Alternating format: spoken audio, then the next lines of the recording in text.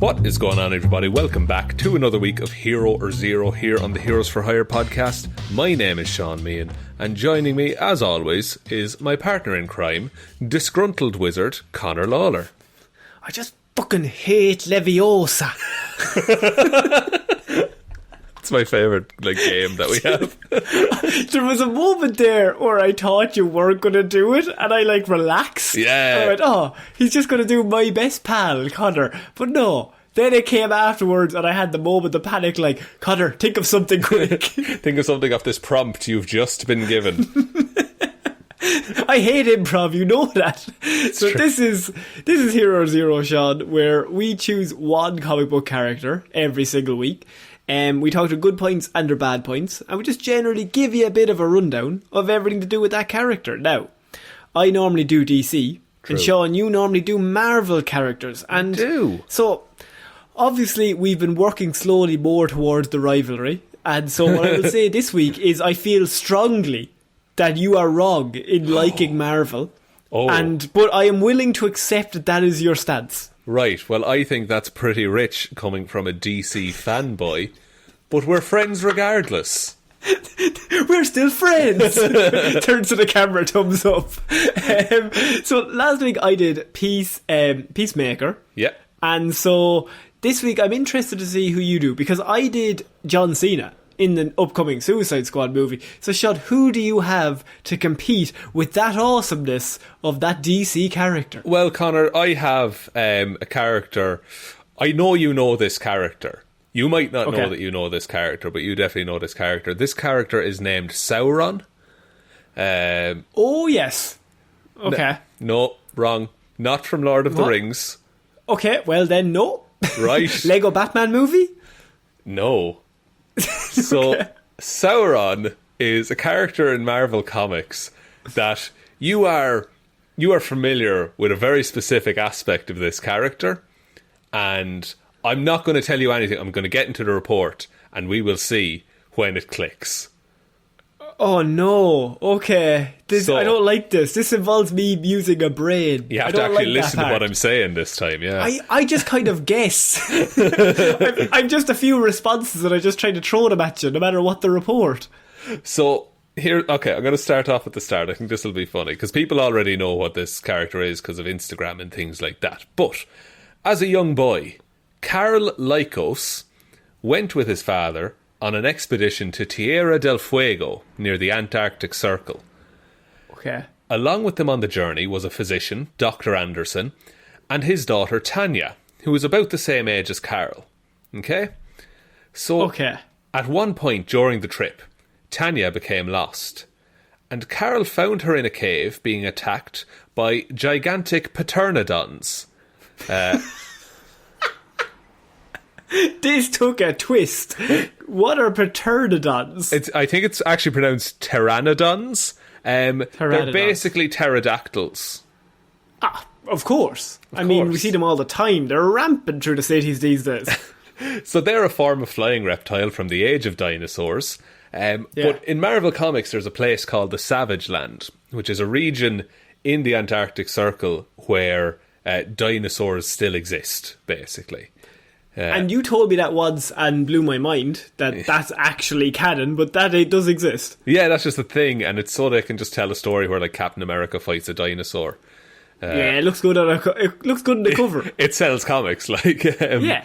So the Karl drove off the pteranodons with a walking stick, but not before being severely bitten by one of them.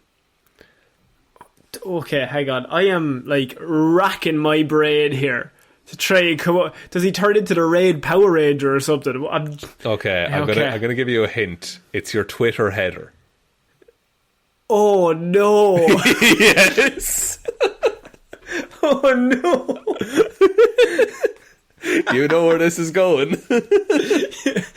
I don't want to cure cancer. I want to turn everybody into dinosaurs. That guy. That's who we're talking about. Yes! Let's do this. So, traumatised by the experience, neither Karl nor Tanya remembered the pteranodons, and Dr. Anderson used his medical skills to save Karl's life. He was so grateful to Carol for saving his daughter that Dr. Anderson allowed Carol to live with him after his own father died. Okay. So Carol's been kind of adopted in by the Andersons. And then, you're going to hate this. This is the exact quote from the Marvel Wiki. For reasons that have never been explained... Love that in comic books. Let's do it. The pteranodon bite somehow changed Carol, apparently altering his genetic structure. I mean, to be fair, I can't rag on this too much because it's one of the 3 origin stories. Bitten by something.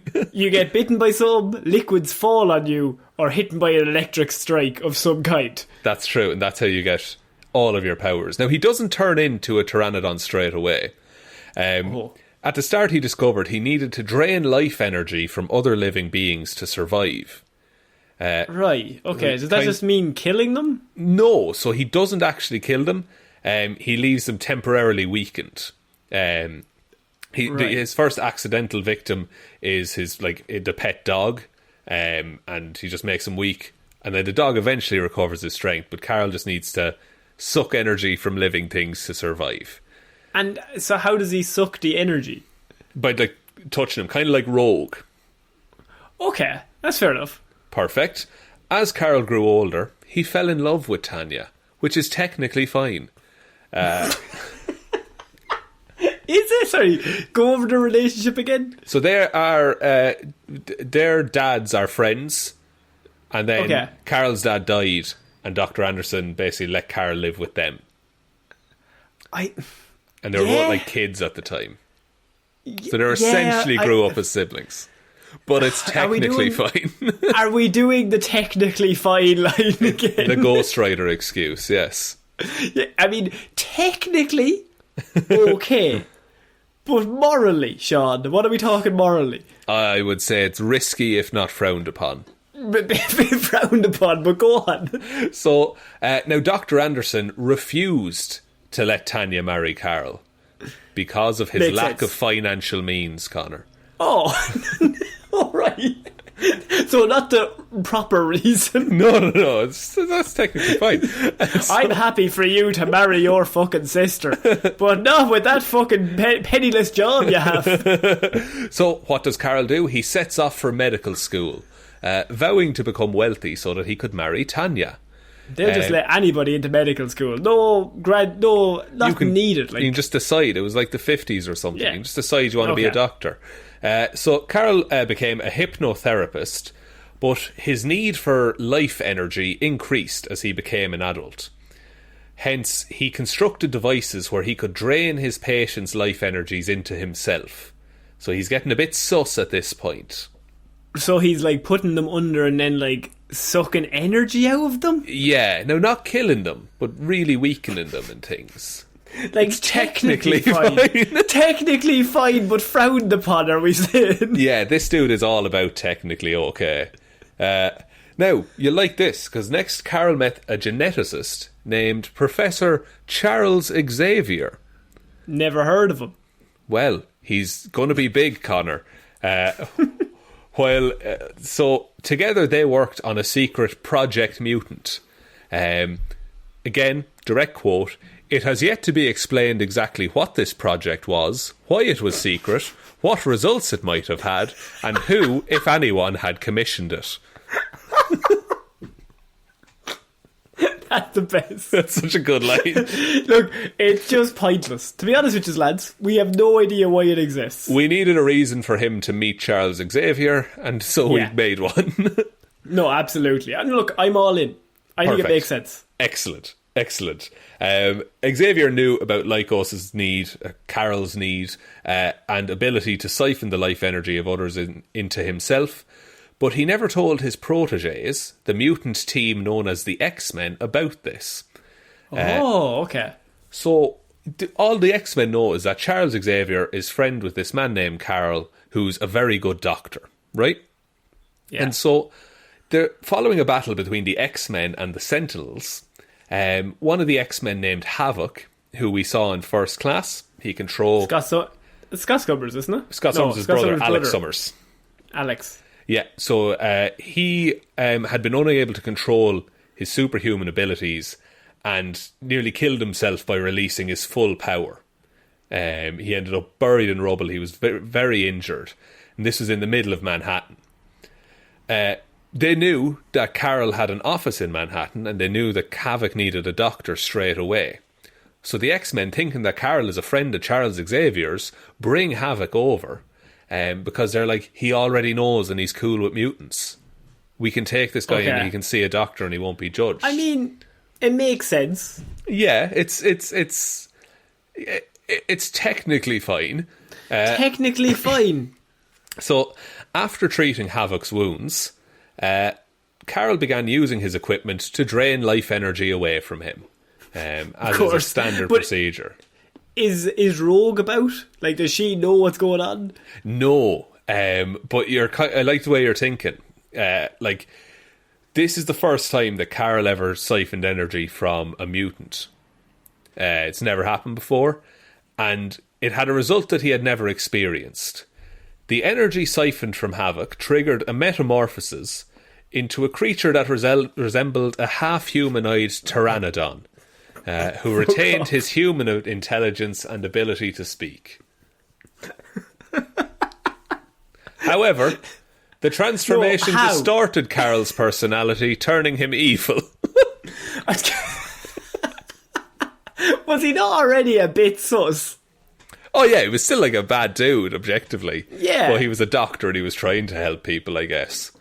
But now he's just outright evil. Now he's just a lunatic. Now he doesn't want to cure cancer. He just wants to turn people into dinosaurs. Okay, so you're telling me that this guy's origin is that he gets bitten by a radioactive dinosaur when he's like 10. Regular dinosaur, not radioactive. Even regular seems a bit iffy. He goes 15 years and then takes the power from a character that has nothing to do with dinosaurs. Yeah. Havoc just is energy. He's like Cyclops, just for his whole body. And so he just has energy. Just has energy. And he takes that. Yeah. And it reactivates a thing that happened to him when he's 10, when he got bitten by a normal dinosaur. Yes. Right. And turns him into a dinosaur. Turns him into a dinosaur and also makes him evil, but he can still speak and is very clever. Well, that's actually a good piece of luck, to be fair. It is. It's actually worked out quite well for him. He's also a massive fucking nerd, and so he took the name Sauron after the villain of J.R.R. Tolkien's The Lord of the Rings. I mean, this guy just needs to get a hobby. Stop marrying your sister and just go out. For God's sake.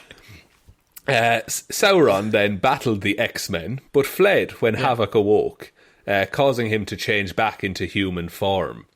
But, like, Sauron loses. Why would you want to be Sauron? Because he's evil. He's a big eye. Soon afterwards, Carol had an argument. Sorry. Dinosaurs have nothing to do with Sauron. It's so dumb. Like, the more you think about it, it wasn't even like, oh, there was dinosaurs in the Lord of the Rings. Like, yeah. They have fucking magic trees and shit, but no dinosaurs. I'm guaranteeing there was very little fucking dinosaurs appearing in those plots. No, and also, like, he was bitten by a regular dinosaur. Like, it was just like being bitten by a regular dog. It doesn't give you dog powers 20 years down the line. Pretty sure that's how it works. All right, Pretty sure. Fair. I'm waiting. Oh, I'm due any day now. Any day now. So, Carol had an argument with Dr. Anderson, who still refused to allow him to marry Tanya, despite the fact he was now a doctor and everything. But is he not a big dinosaur now? No, he changed back into human form after a while. Oh, okay, alright, okay.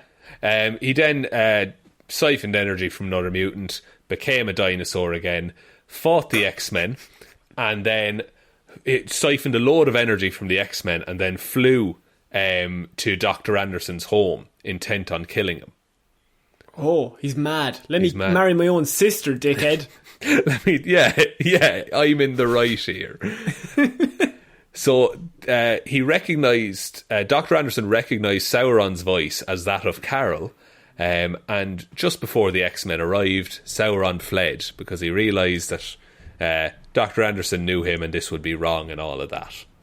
So, after he flies all the way to his father's cabin, Connor, in Tierra del Fuego, where it all began. And he reverted to human form, having used up all the energy he absorbed. Horrified at having tried to kill Dr. Anderson and Tanya as well. Oh no. Carl decided to starve himself to death. It's a weird choice.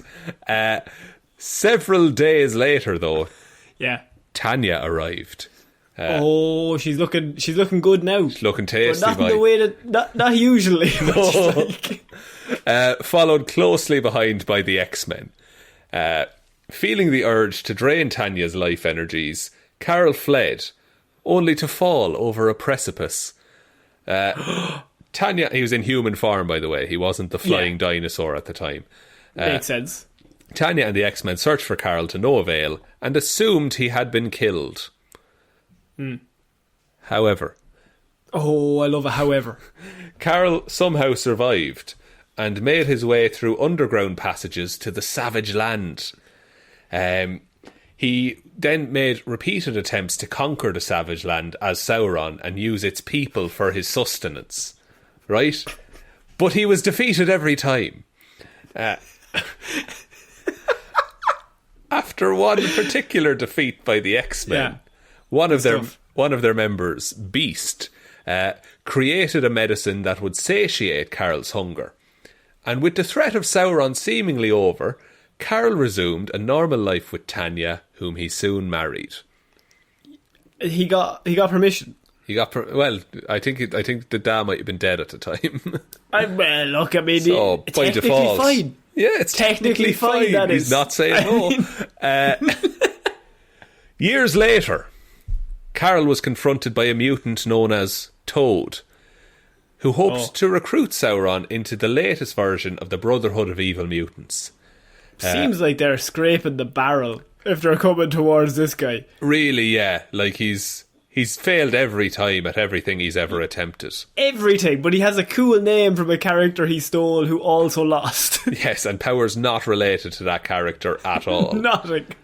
So Toad used a device of his own design to force Carl to drain the life energy of Tanya, transforming Carl back into Sauron and killing Tanya in the process. Tanya's dead. It's not fine.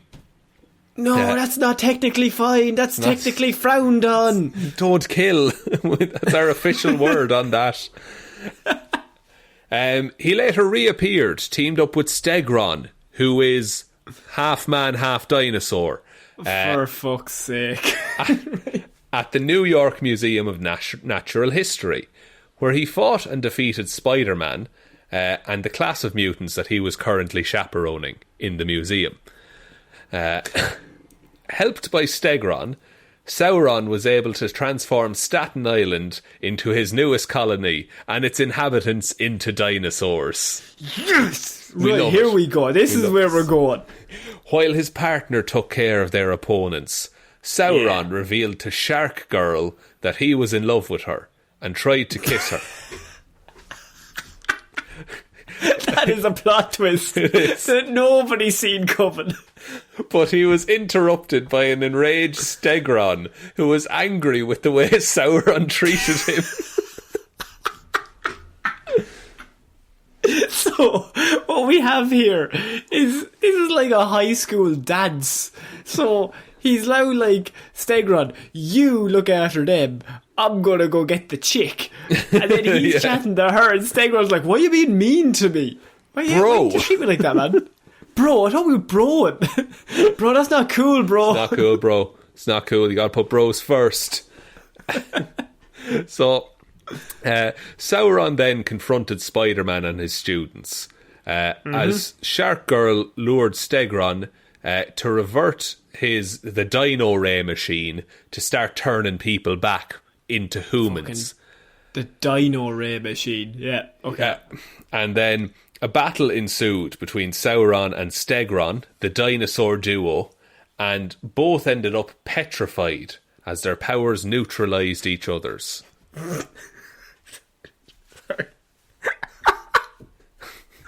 That might be the worst sentence that's ever been said on this show.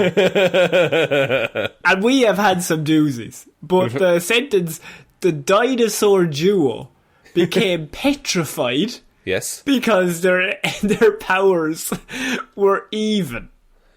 Yeah, so, like, cause okay, it makes no fucking sense, I will say. But Sauron also, can, the dinosaur duo is the shittest name. No, that's a class name. That's amazing. The dino duo, I'd give you. The dino duo is pretty cool, actually. So they can both absorb life force. So they basically absorbed each other's life force and turned to stone. And how did the other guy get his powers? Look, this isn't a breakdown of Vincent Stegron. I mean, his name is Stegron. His second name is literally Stegron. Yeah. He was working for Curtis Connors, became obsessed with the lizard, injected Stegosaurus DNA into himself. There we go. So, is it all terrible? It's the worst, but I love it so much. Powers and abilities. He's made of stone now. He's gone. We should mention, though, that story has the panel that you were talking about. Your favourite panel of all time. Well, I've changed my Twitter heading now to the Teenage Mutant Ninja Turtles. Yeah, that's when Batman takes them back to the alley where his parents die, and then Michelangelo goes, "Cowabummer, dude." Yeah. But the panel you're talking about is Spider-Man shows up and he confronts the dinosaur man, Sauron, I'm not going to call him Sauron, and so. He confronts him and he's like, with your technology, you could save everyone in the world from cancer.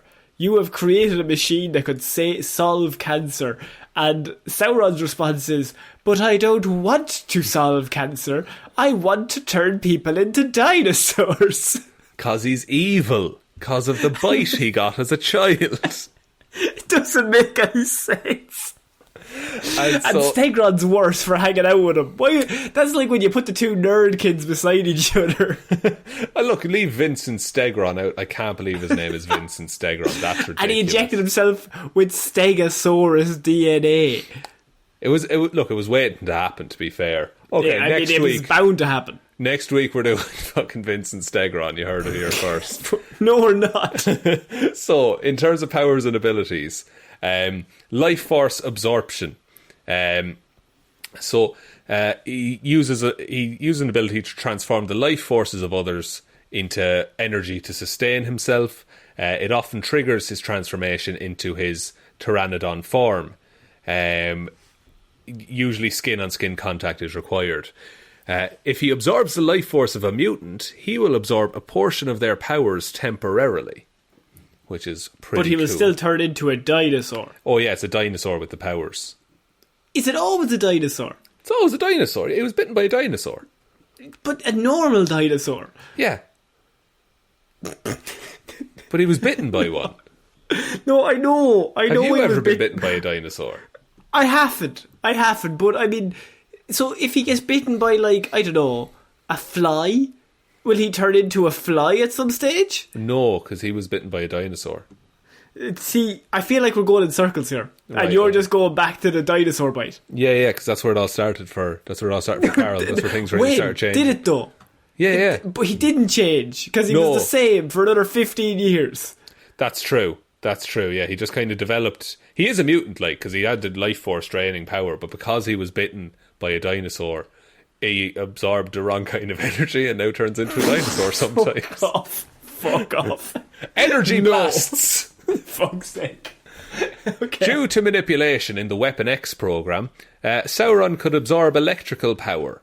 He could then expel the energy in bursts from his hands. While in Pteranodon form, he is able to lift approximately 10 tons. He can fly at a natural winged flight limit. He also has a lethal beak and sharp talons on his hands and feet. A lethal beak. Lethal beak. He has the ability to breathe fire. I mean, all these powers are all cool for someone so shit. He also has a powerful hypnotic ability. So if he has direct eye contact, he can give his victims terrifying delusions. Wait, he also has mind shit? Yeah, he has hypnosis, because he trained as like a hypnotherapist. How is... This guy is so overpowered for somebody so shit. He's really bad, but he's like... He's legitimately like a threat, is the thing. So except to Stegron. Except to Stegron. Is the one man who can defeat him. The one man, his arch nemesis. Fight Dino with Dino. Who's the same. So in terms of the Marvel 1 to 7 rating system, he has a durability of 2, energy projection of 4, fighting skills of 2, intelligence of 2, speed of 4, and strength of 3. So he's just a regular old human. He's fairly regular across most things, apart from speed, energy, the ability to lift 10 tons in his pterodactyl form, and the fact that he has a pterodactyl form. Just the fact that he has a pterodactyl form. I mean, it's just there. I like this character because he's so dumb, and there's so many just holes in his story where they're just like it happened. It's non-stop throughout that whole thing. It felt like I kept missing bits. And then even at the powers and abilities, like you're like, yeah, he's got mind control, he's got lasers, he's got electricity, he can fly, he can lift 10 tons. Breathe fire. Breathe fire. And sure, anyway, yeah, he just has those powers. So let's not ask how. Also, his name's Sauron, nothing to do with dinosaurs, just is. Just a big nerd, yeah. So I thought you'd like a bit of backstory on one of your favourite comic book panels. That's why I picked that character this week. For fuck's sake. And we're doing Donatello next week. That would be class, actually. Do you want me to take us out, Shaun? Yes, please, Connor. So, we recently did a review over on our Patreon, and that was for the Attack of the Clones film. Has anyone ever heard of it? Star Wars Episode 2. So, a whole review is up there. You probably have seen some of the clips on our social medias. If you want to head over there, the link is down below. We've got loads of movie reviews and TV reviews, and we recently did our review for Loki as well, so that's all up there. The other way you could support the show is liking and subscribing on whatever podcast platform you're listening to this on. That really helps us out just in terms of the algorithm, stuff like that, boring stuff like that. Boring but 5 business stars stuff. But the amount of times, if 5 stars even just one time, like, it helps so much. Like, it's wild how much of a difference it makes. Yeah. And also, you can buy some of our merch. The store is down below. You can get hats and t-shirts and mugs and all sorts of stuff. But most importantly, other than follow us on any social medias, just tell one human being that we exist. Just the one, please. Just the one. So, I have been Ciara Lawler. I have been Shaun. I will see you next week, guys. Bye. Bye.